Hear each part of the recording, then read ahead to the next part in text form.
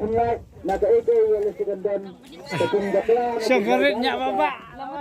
kalau dan ada apa nang punlai naga ege hamdan banlai naga cimsau so kita kita lewala kini kasi sobha betul silang pikir dan sobha warna ni penuh dia katarak anda kami ka singaris kami kelas dan sobha begini yang kam cengai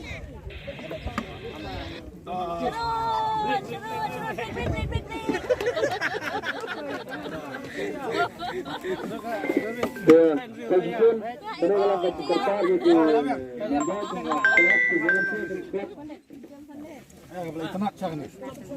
itu juga klub, dan kemudian hakatrak.